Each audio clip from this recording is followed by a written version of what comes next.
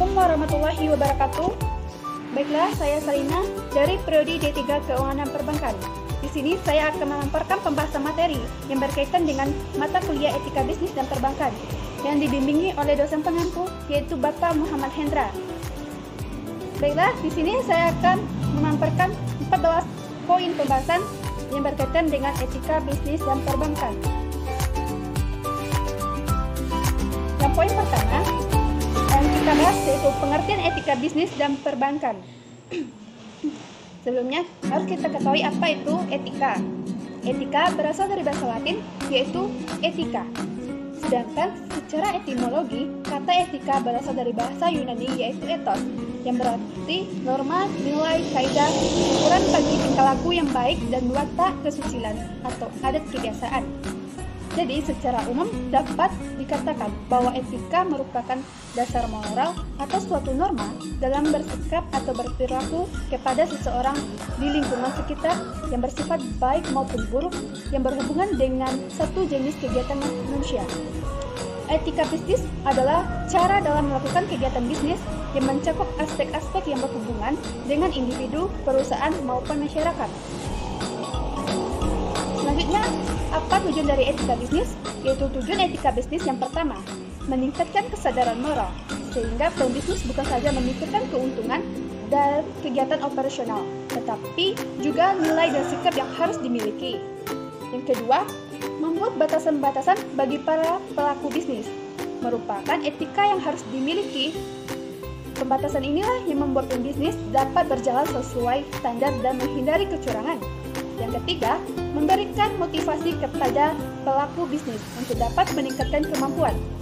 Karena dengan adanya standar yang sudah berlaku dan harus dipatuhi oleh seluruh pebisnis, bahwa dapat disimpulkan bahwa etika dalam bisnis dan perbankan terkait dengan moralitas atau perbuatan moral yang diartikan sebagai perbuatan baik dan perbuatan buruk dalam kegiatan bisnis atau perbankan. Poin kedua yang harus kita bahas yaitu adalah etika bisnis pelaku pemikiran filsafat. Apa sih etika bisnis itu? Etika bisnis itu adalah bagian dari filsafat. Secara garis besar, pengertian filsafat, etika, dan etika bisnis berhubungan dengan erat satu sama lain. Filsafat dalam arti luas adalah suatu usaha sistematis untuk memahami pengalaman manusia secara pribadi dan kolektif atau kelompok. Filsafat menggunakan rasio untuk menafsirkan pengalaman manusia. Ada dua sifat filsafat. Yang pertama adalah filsafat bersifat analitis. Yang kedua adalah filsafat berbentuk sintetis. Yang harus kita bahas, yang pertama itu filsafat bersifat analitis. Apa sih filsafat bersifat analitis ini? Yaitu filsafat yang menganalisis atau meneliti secara terinci makna istilah-istilah keberlakuan argumentasi, sifat serta asumsi yang membagi-bagikannya dalam komponen-komponen. Yang kedua, filsafat berbentuk sintetis. Apa sih filsafat berbentuk sintetis ini? Yaitu para filsuf menyusun suatu pandangan menyeluruh yang menggabungkan dan mengintegrasikan berbagai masalah satu sama lain, serta sejauh mungkin membuat manusia bagian-bagian dari pengalaman kita menjadi jelas dan terang. Pembahasan poin ketiga adalah yaitu pengambilan keputusan etis. Kata etis merupakan bertindak secara konsisten terhadap sesuatu yang biasanya dipikirkan oleh masyarakat dan individu ketika dianggap sebagai nilai yang baik yang mencakup keadilan, martabat, kesetaraan, kejujuran, keragaman, dan hak-hak individu. Sedangkan keputusan etis merupakan suatu keputusan yang dibuat oleh orang profesional yang mengabdi pada suatu bidang pekerjaan tertentu. Oleh karena itu, dapat membuat suatu keputusan etis, seorang profesional akuntansi akan mengacu pada kode etik profesi. Apa sih faktor-faktor yang mempengaruhi pengambilan keputusan etis?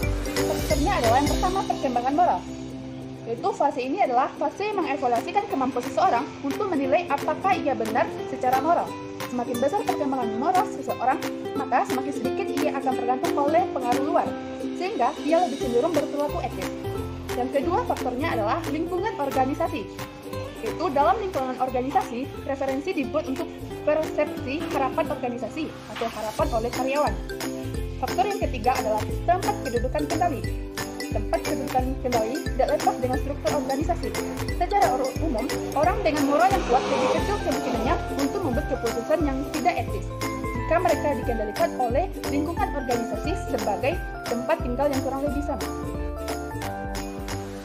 Baik, pembahasan poin keempat yaitu hakikat etika bisnis dan hubungan bisnis dan moral.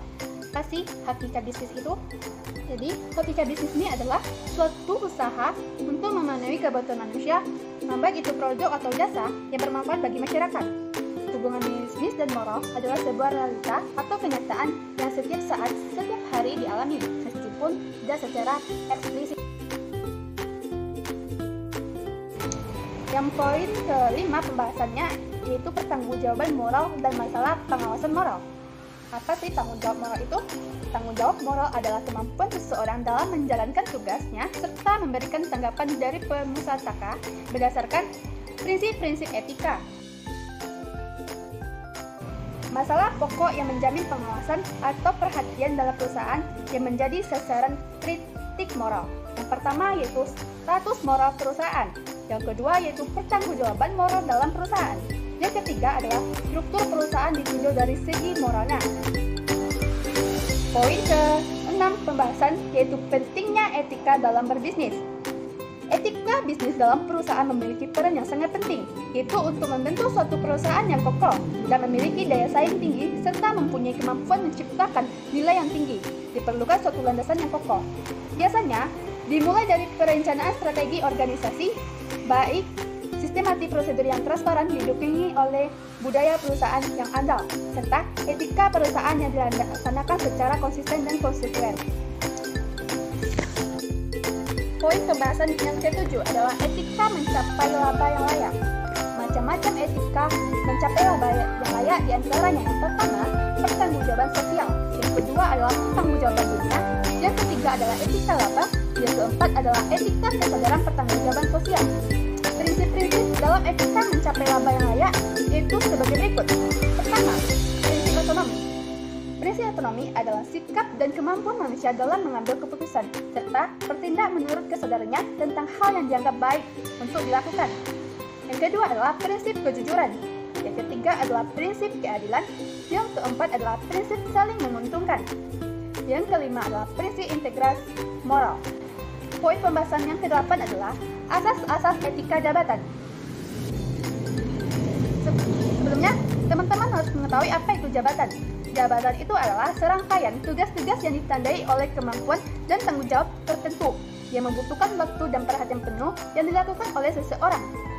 Asas-asas etika terdiri dari 8 asas. Yang pertama yaitu asas kepastian hukum. Yang kedua adalah asas tertib penyelenggaraan negara. Yang ketiga adalah asas kepentingan umum. Yang keempat, asas keterbukaan. Yang kelima, asas profesionalitas. Yang keenam, asas proporsionalitas. Yang ketujuh, asas akuntabilitas. Yang kedelapan, asas efisiensi. Terdapat juga asas efektivitas. Poin ke-9 pembahasan yaitu etika perbankan. Menjadi bankir yang profesional memerlukan beberapa persyaratan di antaranya. Yang pertama, memiliki skill. Skill itu adalah keterampilan dan knowledge atau pengetahuan. Yang kedua, memiliki inisiatif dan aktif dalam mencapai tujuan. Yang ketiga adalah memiliki job motivation yang tinggi. Yang keempat, memiliki jiwa kepemimpinan atau leadership ability. Baiklah, itulah 14 poin pembahasan materi dari mata kuliah Etika Bisnis dan Perbankan. Akhirul kata, wassalamualaikum warahmatullahi wabarakatuh.